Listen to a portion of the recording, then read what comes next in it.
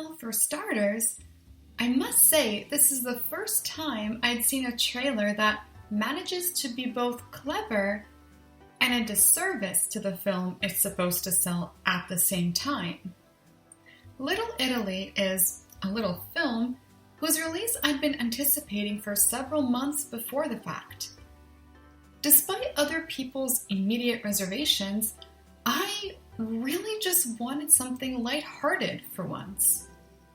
Besides, look at the cast they got. There's the seriously underrated Hayden Christensen, the legendary Andrea Martin, the class act Danny Aiello, rest in peace, the charming Alyssa Milano, and Emma Roberts, who surely makes Aunt Julia proud. That should count for something, no? I always believe that even the silliest premises can be made authentic if there are great performances to back them up. So, let's give this one a chance. Based in Toronto's Little Italy, we've got two feuding pizzeria owners who actually started out as best friends. An undisclosed reason caused them to go their separate ways and open up shop, right next door to one another. Their respective son and daughter, Leo and Nikki, are longtime friends having a tough time hiding their feelings toward each other amidst what, frankly, everyone else seems to silently agree is unnecessary chaos. What bothers me is when people shun movies like this for being behind the times, and yet are more than willing to shell out cash for reboots and remakes that don't add a whole lot to the original stories in the grand scheme of things.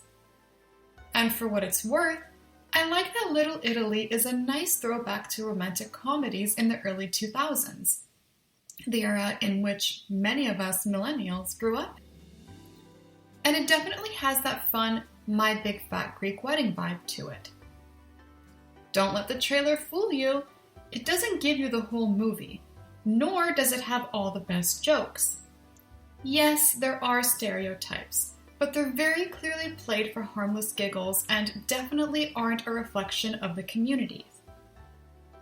The romance is very sweet and genuine, even if Nikki and Leo are shown to be competitive a lot of the time. For someone who always looks and sounds so serious, Christensen can most certainly do comedic romance. That Eastern European love feel I also noticed in A Star is Born, which I'll talk about in another video, applies here. It's almost as if these actors are taking lessons from the pros. While I was never the biggest fan of Roberts' acting, I think she did a pretty decent job with her role. She's definitely a lot more fun to watch when she's fooling around with Christensen, literally and figuratively, as she otherwise exhibits this standoffish demeanor that makes me think she should have been one of the plastics in Mean Girls. The side characters are too many to count, and they are all entertaining. Aside from the actors I listed, another one who really stood out to me was Andrew Fung as Luigi. And I really like this moment where he and Leo addressed racism and identity. As minor as it was, it brought to light how people try to overcome barriers and find where they truly feel they belong. On another note, I wanted to bring up the scene where a woman police officer searches Leo.